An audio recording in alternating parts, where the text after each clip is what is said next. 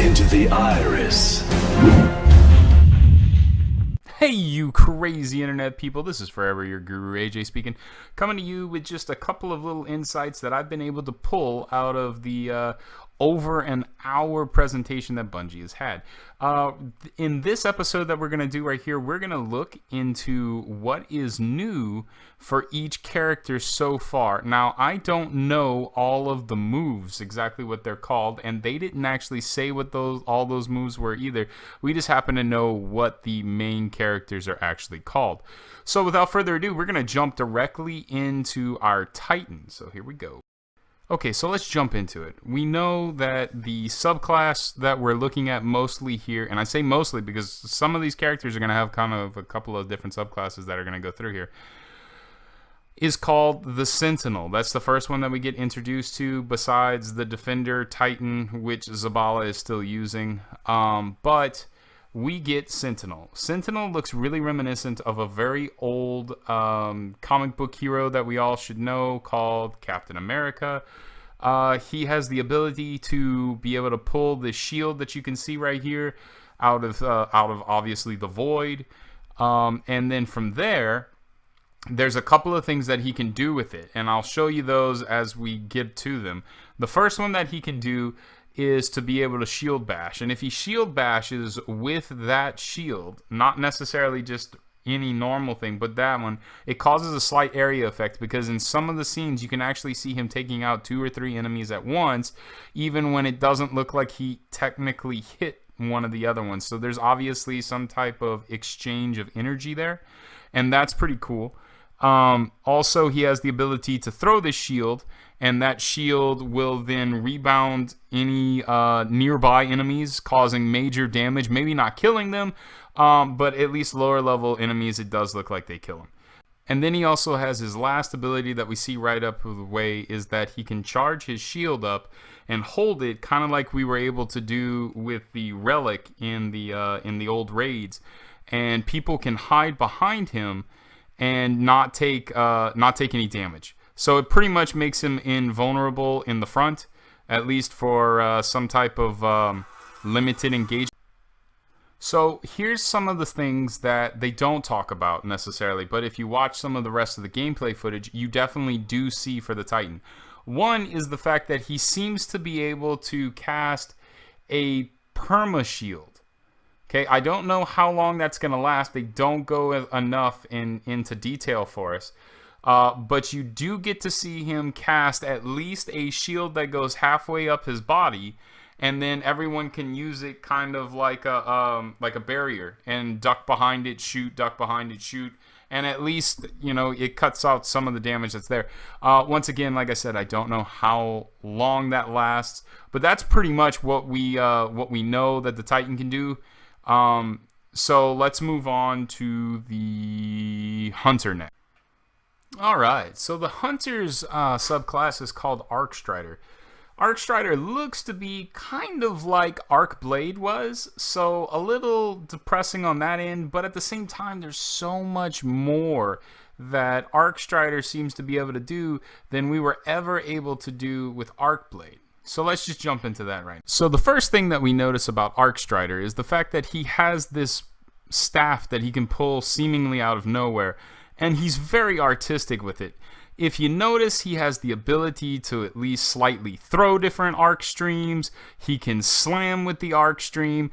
Also, if you noticed right there, there's a face palm that he can still do. He looks to be one of the most agile characters on the board, which seems to be a really, really strong suit in what's to come in these future raids and challenges. So in this scene, we're going to really look to see how agile he is, because he is covering the map like crazy. Right here, you're looking through the eyes of a Warlock, but if you notice, man, he just flies across the map in all kinds of different areas. He is totally freaking nuts. Alright, now for the last one, the one that we got the most out of, just because of the fact that pretty much all the gameplay was through this character's eyes, we're going on to the Warlock. So that's right, we're on to the Warlock now, the Dawnblade. The Dawnblade, by no stretch of the imagination, is the Guardian that we know the most of, because most of the gameplay footage that we saw was through a Warlock's eyes. There are a couple of key points that you cannot miss with the Warlock, and maybe even a slip on Bungie's part to show us maybe something else that the Warlock can do that we weren't supposed to see, or maybe it was just a raid mechanic. I'm not sure, but we'll talk about that when we get to it.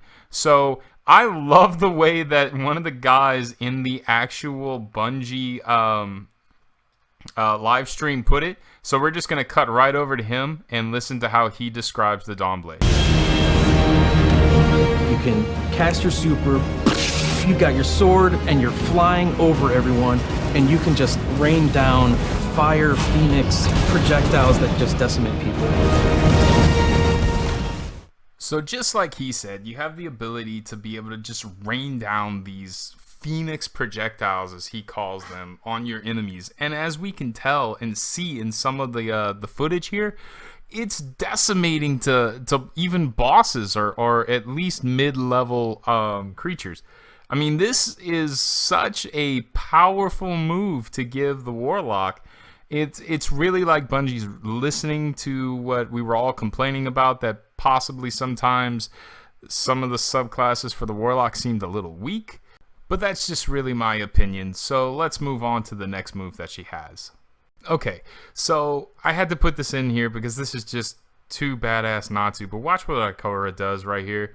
I mean, don't mess with this woman, right? Just boop. Yep. Entire ship goes away. Blew out an engine.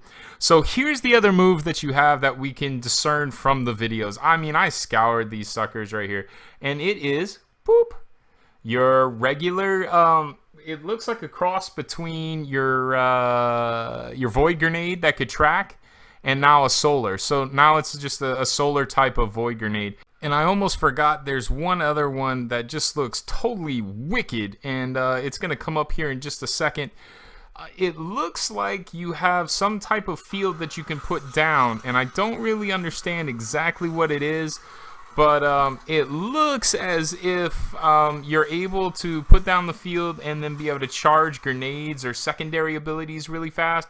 We just don't really know what that is just yet. And the last thing that we're going to talk about is actually what I believe to be a raid mechanic, although it might be another thing for the Warlock, and it might just be a slip up, but I'm pretty sure it's a raid mechanic. Leave it in the comments if you think if it is an actual something or other for the Warlock, or if you also think that it's a raid mechanic.